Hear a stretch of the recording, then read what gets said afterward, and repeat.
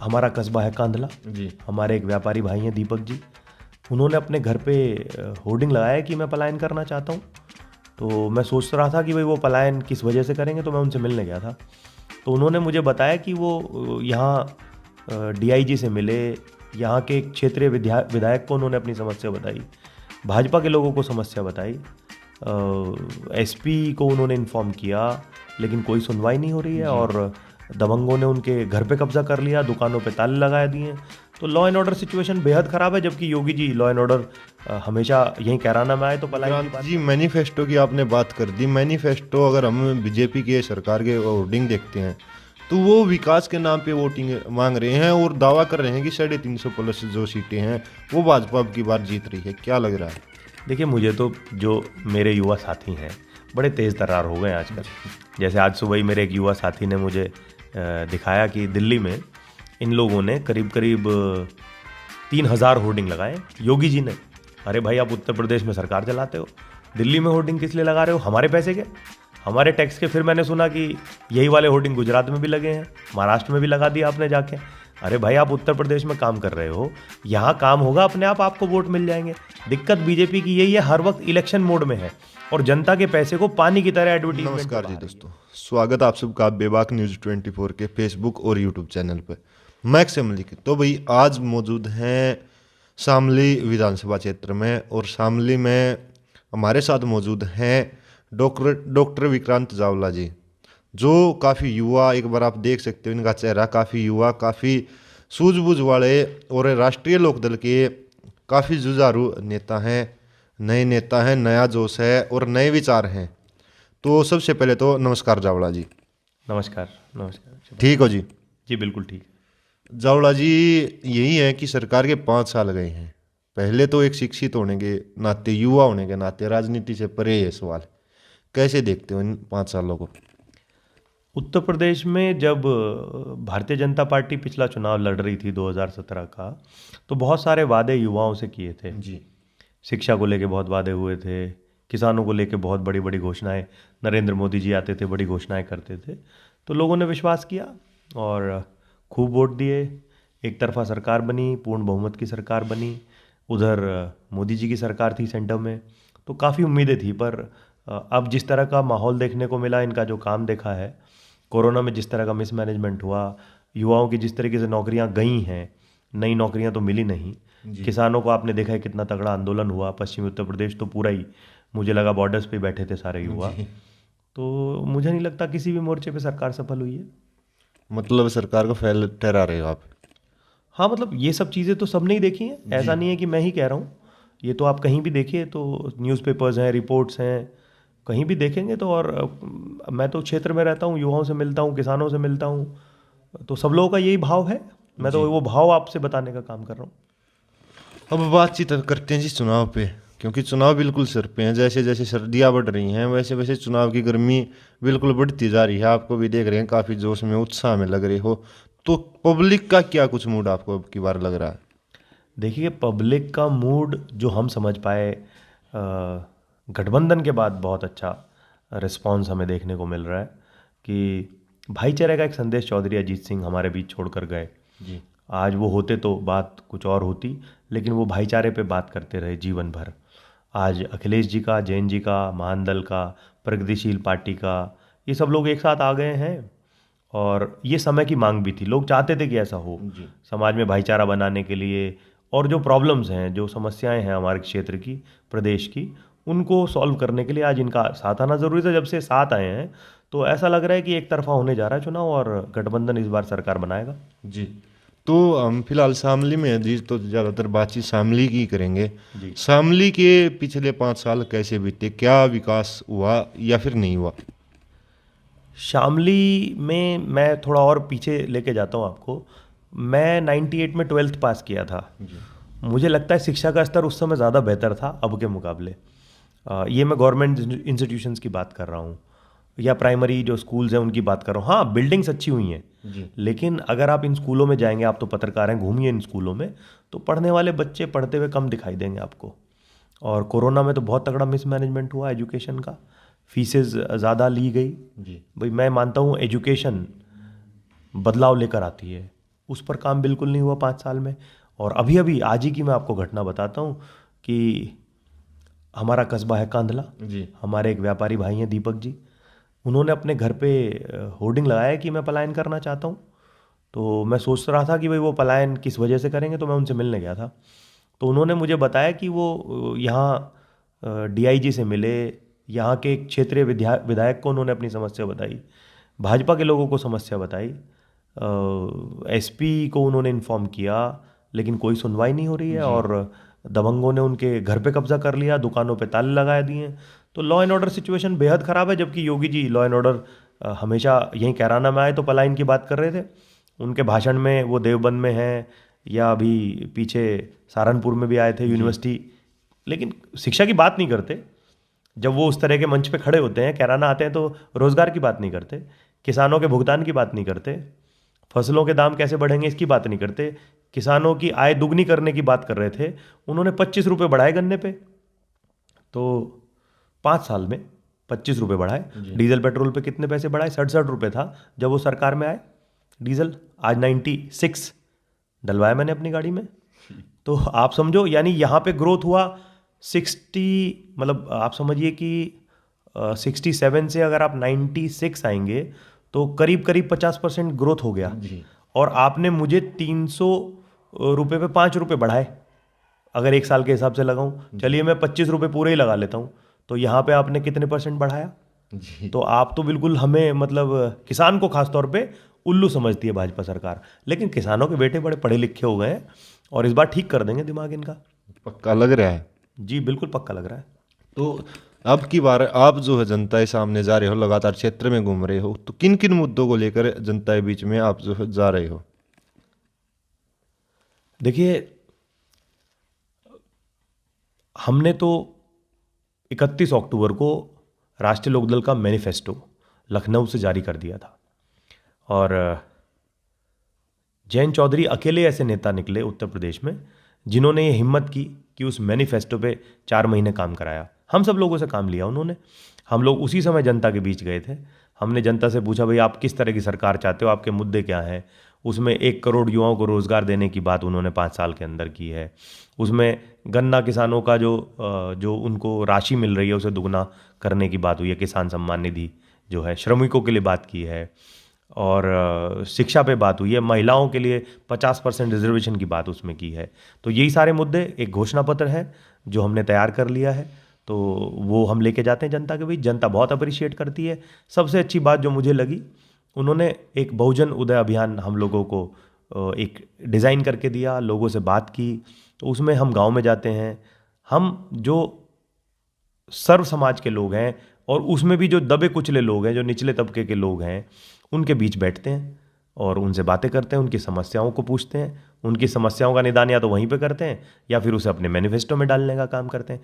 तो बहुजन उदय अभियान में ही मुझे लगता है करीब करीब हम लोगों ने 30-40 हज़ार लोगों से बात की है पिछले 1-1.5 महीने में। जी, तो विक्रांत जी, मैनिफेस्टो की आपने बात कर दी। मैनिफेस्टो, अगर हम बीजेपी के सरकार के होर्डिंग देखते हैं तो वो विकास के नाम पे वोटिंग मांग रहे हैं और दावा कर रहे हैं कि 350 प्लस जो सीटें हैं वो भाजपा अब की बार जीत रही है। क्या लग रहा है? देखिए, मुझे तो जो मेरे युवा साथी हैं बड़े तेज़ तर्रार हो गए हैं आजकल। जैसे आज सुबह ही मेरे एक युवा साथी ने मुझे दिखाया कि दिल्ली में इन लोगों ने करीब करीब 3,000 होर्डिंग लगाए योगी जी ने। अरे भाई, आप उत्तर प्रदेश में सरकार चलाते हो, दिल्ली में होर्डिंग किस लिए लगा रहे हो? हमारे पैसे के, हमारे टैक्स के। फिर मैंने सुना कि यही वाले होर्डिंग गुजरात में भी लगे हैं, महाराष्ट्र में भी लगा दिया आपने जाके। अरे भाई, आप उत्तर प्रदेश में काम कर रहे हो, यहाँ काम होगा अपने आप, आपको वोट मिल जाएंगे। दिक्कत बीजेपी की यही है, हर वक्त इलेक्शन मोड में है और जनता के पैसे को पानी की तरह एडवर्टीजमेंट पे बहा रही है। आज के अखबार पढ़ लीजिए आप, दैनिक जागरण पढ़िए, अमर उजाला, जो भी अखबार है, सब में आपको रोजाना ऐड मिलेंगे। भाई, सरकारें तो पहले भी थी, अखिलेश जी की सरकार थी, उससे पहले बहन मायावती जी की सरकार थी। हमने कभी इतने बड़े बड़े एडवर्टीजमेंट नहीं देखे। हर चीज़ का ऐड है। वो अगर योगी जी घर से बाहर चलेंगे तो गाड़ी में बैठेंगे तो इसका ऐड भी आने लग जाएगा अब तो, कि आज योगी जी निकले और इस पे आप वोट करिए। तो ये सब बुद्धू बना रहे हैं, हमारा पैसा बर्बाद कर रहे हैं। आरबीआई के पास पैसे नहीं बचे, हमारी सरकार जो है, हमारा कर्जा बढ़ता जा रहा है, प्रति व्यक्ति आय प्रदेश और देश में घट गई है, हमारा शिक्षा का स्तर पहले से गिर गया है। तो ये तमाम मुद्दे हैं। मुझे लगता है कि लोग समझदार हो गए हैं। व्हाट्सएप का ज़माना है, फेसबुक का ज़माना है और जो एक बार बीजेपी ने अपने लिए इस्तेमाल कर लिया झूठ बोल के, तो आज तो किसी पे मुकदमा दर्ज हो गया मेरठ में, हमारे साथी हैं अतुल प्रधान। तो अतुल प्रधान पे मुकदमा दर्ज हो गया कि उन्होंने प्रधानमंत्री को झूठा कह दिया। लीजिए, मैं भी कहता हूँ आपके चैनल पे झूठ तो बोलते ही हैं वो। उन्होंने यहाँ मेरठ की रैली में कहा था कि मैं कह दूंगा कि भाई योगी जी जो है 1000 करोड़ का एक किसानों के लिए कोई कोष बना देंगे, आज तक नहीं बना। तो झूठ तो बोलते हैं, मैं भी कह रहा हूँ लाओ, जिसमें हिम्मत हो मुकदमा करे, हम जाएंगे जेल, तैयार है। झूठे आदमी को तो झूठा ही कहेंगे ना, उसे सच्चा कैसे कह देंगे, ये सिखाया हमारे माँ बाप ने जी। तो अभी बात करते हैं जी क्षेत्रीय समस्याएं। शामली विधानसभा क्षेत्र में क्या क्या समस्याएं आप जो है देख रहे हो? देखिए, मुझे लगता है कि जो लीडर्स हैं उन्हें अगली जनरेशन के लिए काम करना चाहिए, ना कि अगले इलेक्शन के लिए। जी। आप नेता तभी हैं जब आप कुछ ऐसे काम करें कि आने वाली पीढ़ी को सोच के आप उस हिसाब से सोचें। तो सबसे पहले तो बहुत ज़रूरी था कि इस इलाके में, चूंकि मुजफ्फरनगर दंगा जिसका प्रोपेगेंडा करके 2014 में भाजपा आई, 17 में भारतीय जनता पार्टी आई, प्रोपेगेंडा किया उन्होंने। एक छोटी सी घटना हुई, उसे उन्होंने बहुत बड़े तरीके से पेश किया और अभी तक करना चाहते हैं। मुझे बहुत खुशी है कि हमें ऐसे नेता मिले, चौधरी अजीत सिंह, अब जयंत चौधरी जी और अखिलेश। उन्होंने सबसे पहले उस भाईचारे को वेटेज दिया। मेरा क्षेत्र शामली भाईचारे के लिए जाना जाता था। यहाँ कांदलवी परिवार है, मैं आपको बताऊं, जिसकी 165 देशों तक पहुँच है। हमारे हजरत जी जब एक्सपायर हुए अभी कुछ समय पहले, कोरोना का शायद टाइम था, कोरोना से थोड़ा पहले का टाइम था, तो 5 लाख लोग थे कांदला में, पैर रखने की जगह नहीं थी। तो हम तो ऐसी धरती से आते हैं। यानी आप सोचिए, जब मेरा बच्चा यहाँ कोई स्टूडेंट है, मान लीजिए बॉम्बे में इंटरव्यू कर रहा है, तो उसे कैसे जानेंगे लोग? पहले जानते थे कि भाई गंगा जमनी तहजीब वाले इलाके से आ गया, मुजफ्फरनगर से। अब कह रहे हैं अच्छा आप वहाँ से आए हो जहाँ जो है डिस्टर्ब है जो एरिया, या हिंदू मुस्लिम दंगे होते हैं। तो मुझे लगता है कि सबसे पहला मुद्दा तो भाईचारा रहेगा, जो बहुत मजबूती से चलेगा। यहाँ का मुद्दा रहेगा किसान, गन्ना पेमेंट, गन्ना भुगतान। सुरेश राणा जी गन्ना मंत्री हैं, कोई सोच सकता है 78 जिलों में से एक जिले का गन्ना मंत्री, वहीं पे सबसे ज़्यादा भुगतान की समस्या। तो ये रहेगी प्रॉब्लम। एजुकेशन इशू है यहाँ पे, उसमें बदलाव की बहुत ज़रूरत है। एजुकेशन गांव में कैसे स्ट्रांग हो, हमारा जो रूरल है इसमें कैसे लोग IAS बने, IPS बने, कैसे इन लोगों को थोड़ा और पुश किया जाए कि ये जॉब्स की तरफ जाएं। लेकिन डर लगता है अगर बीजेपी की वापसी हुई तो ये तो प्राइवेटाइजेशन के बहुत तगड़े ध्वजवाहक हैं जी। तो समस्या होगी। अगर बीजेपी वापस आएगी तो मुझे नहीं लगता अब आने वाले समय में रोज़गार रह जाएंगे, क्योंकि ये बहुत तगड़े तरीके से चीज़ों को खराब कर रहे हैं। युवाओं के लिए जिस तरह के वादे 2 करोड़ रोज़गार, चलिए मैं कहता हूँ जुमला था, पर कुछ तो दीजिए। आप वैकेंसीज़ के नाम पे 8,000 10,000 इतने बड़े देश में वैकेंसीज़ निकालेंगे सेंट्रल गवर्नमेंट की, या यहाँ योगी जी भी कह रहे हैं खुद 75 लाख देने का वादा उन्होंने किया था अपने मैनिफेस्टो में, और वो खुद एडवर्टीजमेंट कर रहे हैं 4 लाख नौकरियाँ देने की। तो शर्म नहीं आती जी। अब बातचीत आपने जी सबसे पहले किसानी की थी। किसानों की एक और बड़ी समस्या है, हम लगातार गाँव में जाते हैं जब देखने को मिलता है कि खेत के खेत जो है, एक ये गौ बचाओ अभियान जो शुरू हुआ था, ये कहीं ना कहीं हमने ये लगने लग रहा है कि किसान मारो अभियान। और इसको हम किसान मारो अभियान भी नहीं कहेंगे, क्योंकि रोड पर पशु आवारा घूमते हैं।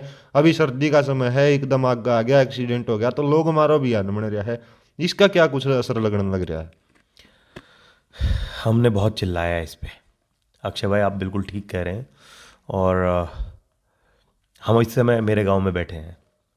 मेरे गांव में जितने पढ़ने वाले लड़के होंगे 10वीं क्लास से ऊपर, वो इस समय, ठंड है, बारिश हो रही है, आप चलिए मेरे साथ अपना कैमरा लेके, सब के सब इस समय खेत में मिलेंगे आपको जी। ड्यूटी लगाई हुई है, पापा 2 घंटे जाएंगे, 3 घंटे जाएंगे, उसके बाद मैं 3 घंटे जाऊंगा, उसके बाद वो फिर जाएंगे। यानी 24 घंटे में से कोई घंटा अगर आप खेत खाली छोड़ेंगे तो आपकी फसल बर्बाद। अब जैसे गेहूं की बुआई चल रही है जी। तो मान लीजिए ये 100 के झुंड में है। मैं खुद मतलब डिस्ट्रिक्ट मैजिस्ट्रेट से कम मैं 4 या 5 बार पिछले 6 महीने में कह चुका कि भाई ये 100 घूम रहे हैं हमारे गांव में, आप घूमिएगा थोड़ी देर, यहाँ के प्रधान से मिलिएगा। तो लिखित में एप्लीकेशन, मिल के एप्लीकेशन खूब दिलवाई हैं। यहाँ पे 2-3 इन्होंने नॉन परमानेंट सी गौशाला बनाई थी, सब बंद हो गई हैं, कोई सुनवाई नहीं है जी। आप समझिए करीब शामली जिले का अगर मैं डेटा दूं आपको, तो कम से कम 3-4 हज़ार जो छुट्टे पशु हैं वो घूम रहे हैं। और आप समझिए वो तो पैर से ही कुचल देता है। मान लीजिए 100 लोगों का दल आपके खेत से चला गया तो आपकी 6 महीने की मेहनत तो उसी में खत्म है। फिर वो खाते पीते भी रहते हैं ज़रा। तो व्यवस्था बनानी चाहिए। अच्छा, ये व्यवस्था शायद वहाँ से तो बन रही है, पर भ्रष्टाचार का इतना बोलबाला है। जी। कहते तो हैं योगी जी बहुत कि भाई ये कर रहे हैं वो कर रहे हैं, पर मुझे लगा नहीं कि कोई चीज़ लोगों तक पहुंची है। लोगों तक कुछ नहीं पहुंच रहा, कोई कार्रवाई नहीं हो रही, इनको कहीं भी ले जाके व्यवस्थित नहीं किया जा रहा, बल्कि जो गौशाला बनी हुई है उसमें गायें भूखे मर जाती हैं, उनको देखने वाला कोई नहीं है। तो सब प्रोपेगेंडा है हर चीज़ का, जितना बड़ा उसका सीन बना के दिखा दें, वो प्रोपेगेंडा बना के और वोट ले लें बस किसी तरीके से। सॉल्यूशंस नहीं दे पाई बीजेपी गवर्नमेंट। मतलब विकास इन पोस्टरों पे ही दिखाई दे रहा है अभी। ये तो देखिए, ये सवाल अब बन ही नहीं रहा है। ये सबको पता चल गया कि पोस्टर की ही गवर्नमेंट है, हर वक्त इवेंट मैनेजमेंट का काम चल रहा है कि अब ये इवेंट है। इवन भाजपा के लोगों से ऐसा तो नहीं है, भाजपा के लोग कोई आकाश से नहीं उतरे, ये सब हमारे चारों तरफ ही रहते हैं। तो भाजपा के लोगों से भी जब हम बात करते हैं, वो भी यही कहते हैं, भाई एक इवेंट के बाद दूसरा आ जाता है, दूसरे इवेंट के बाद तीसरा आ जाता है, तीसरे के बाद चौथा आ जाता है, काम कब होगा ये पता ही नहीं है। अब बस यहाँ की भरनी है, अब बस वहाँ की भरनी है। अब ये सरकारी लोग, आप देखिए डीएम का ऑर्डर आ गया। अभी प्रधानमंत्री मोदी आए थे सलावा में, मेरठ के पास स्टेडियम बनना था। अरे आप छोटा कार्यक्रम कर लो, उसमें क्या दिक्कत है। आप सारे सरकारी आदमी, इवन टीचर्स, आपने लिखित में आदेश पारित किया, सारे टीचर वहाँ पे व्यवस्था बनाने में ड्यूटी देंगे। क्यों देंगे भाई? भाई ठीक है मोदी जी आए, छोटा हॉल कर लो यार, आप जनता को परेशान क्यों करते हो? इसमें क्या दिक्कत है भाई? वो चुनावी रैली तो है नहीं वो भाई, वो तो एक कार्यक्रम आप करने आए थे, आप उसे कार्यक्रम को छोटा प्रोग्राम कर लो, लेकिन आपको परेशान करना है जनता को। आप भाई, मैंने सरकारी नौकरी कर ली तो आपने मुझे खरीद लिया।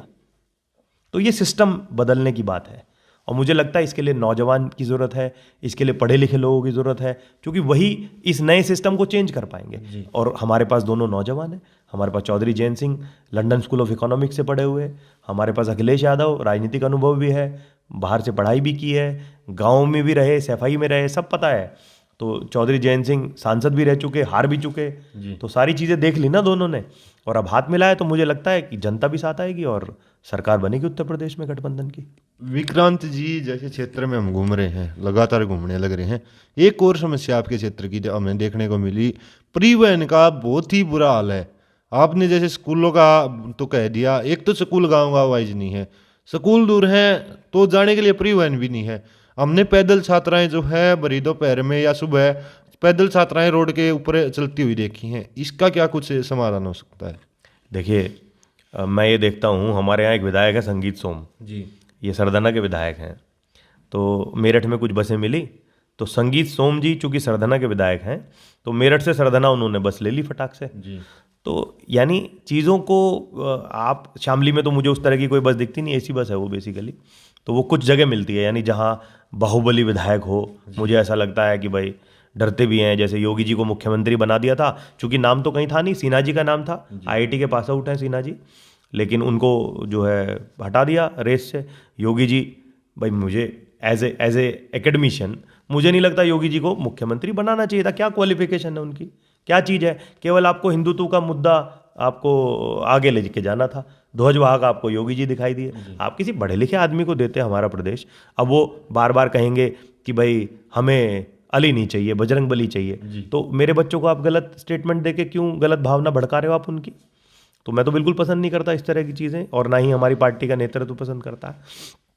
अब रही बात परिवहन की, तो आप देखेंगे जैसे आप आए तो हाईवेज बहुत आपको ठीक मिलेंगे।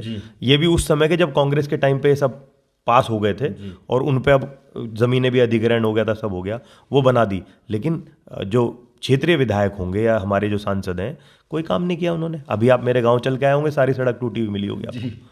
किसी भी रास्ते से आप मेरे गांव से बाहर जाइए, सारी सड़कें टूटी हुई हैं। तो ये एक इशू है, इस पर काम किया जाएगा डेफिनेटली। अगर हम लोगों को मौका मिला तो डेफिनेटली गर्ल एजुकेशन पे जैन जी का बहुत फोकस है। हमारा अगर मैनिफेस्टो भी देखेंगे तो महिला उत्थान के लिए, उनको आगे बढ़ाने के लिए रिजर्वेशन एक माध्यम है। और मैं खुद बेटियां हमारा गौरव का कैंपेन पिछले 5 साल से करता हूं, उसमें हम लोग गांव-गांव जाते हैं। तो जो लड़कियों ने पढ़ाई, अभी रिसेंटली 2 अक्टूबर को मैंने एक प्रोग्राम किया था जिसमें जो लड़कियां पढ़ाई छोड़ दी हैं जिन्होंने बीच में, तो हमने ग्राम प्रधानों से मिलके उनको मोटिवेट किया, वापस उनके एनरोलमेंट कराए। अगर वो कॉलेज नहीं जा पा रही थी, वो प्राइवेट उनके एनरोलमेंट्स हुए, क्योंकि कोरोना के बाद थोड़ा डिस्टर्बेंस आया था। तो वी हैव ट्राइड कि उसको हम ओवरकम करें, और उसमें काफ़ी सफलता मिली, लोगों ने बहुत सहयोग किया। पर हाँ, ये इशू है, इसको आगे लेके जाएगा, इस पे काम होगा। जी।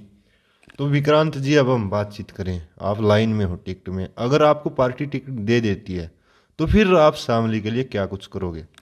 देखिए, मेरे मन में तो बहुत चीज़ें हैं करने के लिए, जिसमें मैं सबसे ज़्यादा काम एजुकेशन पे करना चाहता हूँ। क्योंकि मैं खुद एक बहुत छोटे किसान का बेटा हूँ।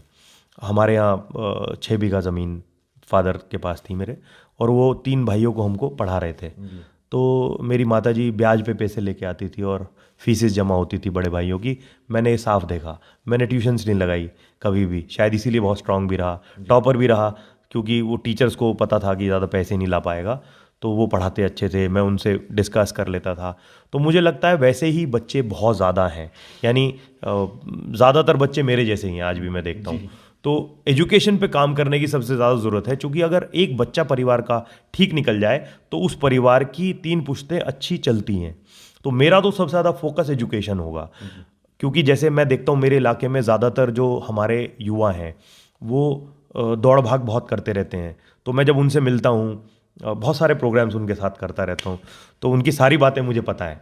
तो जब मैं उनसे मिलता हूँ तो वो कहते हैं भैया कांस्टेबल बनना है, यूपी पुलिस में जाना है, भैया आर्मी में जाना है। तो मैं उनसे पूछता हूँ भाई आर्मी में क्या बनेगा, तो उसे पता ही नहीं भाई को ऑफिसर कैसे बनना है। तो मेरी मेरी तो ये प्रायोरिटी है कि मेरा जो यूथ है, मेरी जो गर्ल्स हैं, यहाँ की जो मेरी बहनें हैं, ये ऑफिसर्स बनने की तरफ आगे बढ़ें।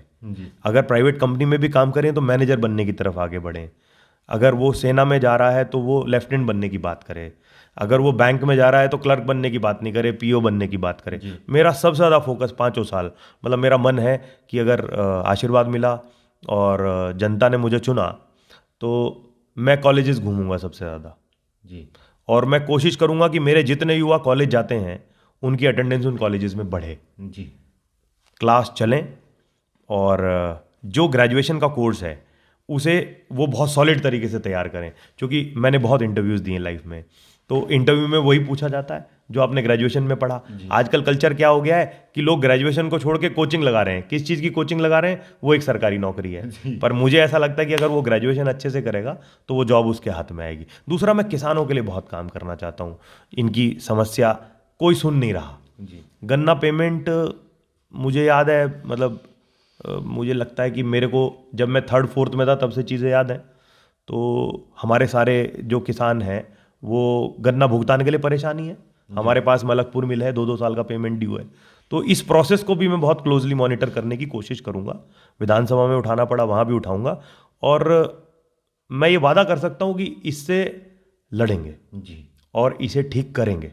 मतलब ये मेरा मन है कि ये जो साइकिल है जो ठीक नहीं हो पाता, राइट, जैसे दुकानदार के पास सामान लेने गए तो उसने पैसे तुरंत ले लिए, लेकिन गन्ना में डालने गया मेरे को पैसा नहीं मिला। तो मैं कोशिश करूंगा कि ये बिल्कुल ठीक टाइम पे इधर पैसा, इधर गन्ना गया, उधर आपका पेमेंट आया। कुछ ऐसी व्यवस्था बनाने की कोशिश करेंगे, और कई सारी चीज़ें हैं दिमाग में।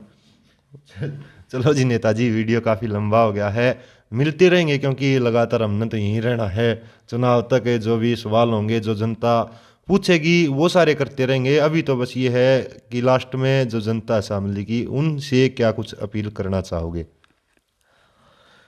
मैं शामली की जनता से ये अपील करता हूँ कि आप लोग जब चुनाव करते हैं तो वो 5 साल के लिए आप जनप्रतिनिधि चुनते हैं।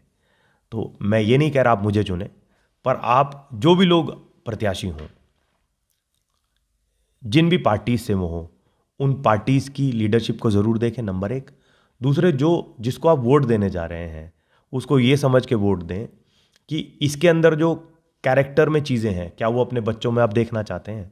क्योंकि वो आदमी 5 साल आपके बीच रहेगा और शायद वो आइकन बनेगा, वो लीडर बनेगा इलाके का, तो यूथ उसको फॉलो करेगा और आने वाली पीढ़ियों पे उसका प्रभाव रहेगा। तो मुझे लगता है वोट देते हुए आप इन चीज़ों को ध्यान रखें। और आपने इतना लंबा इंटरव्यू देखा, अक्षय भाई ने इतने सवाल पूछे, आप सब लोगों का बहुत बहुत शुक्रिया, धन्यवाद। चलो जी, धन्यवाद डॉक्टर साहब। तो भैया आपने देखा डॉक्टर विक्रांत जावला जी, खासकर जो पूरे इंटरव्यू में फोकस रहा, ये बात मैंने बहुत ज़्यादा पसंद आई।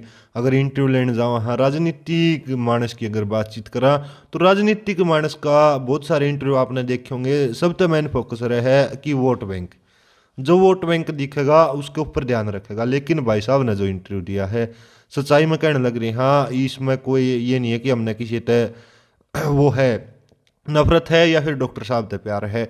यह सच्चाई है कि युवाओं पर शिक्षा पर जो बात कही है वो ज़रूरी है। और हम यह बात समझा कि हर राजनेता ने इस मुद्दे के बारे में बोलना चाहिए। ये मुद्दा बोलना नहीं चाहिए, ये मुद्दा सीरियस लेना चाहिए, क्योंकि शिक्षा का स्तर सुधारने की बहुत ज़्यादा ज़रूरत है। और शिक्षा का स्तर यही है, शिक्षा, स्वास्थ्य और भोजन, ये तीनों बेसिक ज़रूरतें हैं जो सब लोगों की पूरी होनी चाहिए और अच्छे तरीके से पूरी होनी चाहिए। उसी के ऊपर डॉक्टर साहब ने अपना पूरा जो है वक्तव्य है वो दिया है।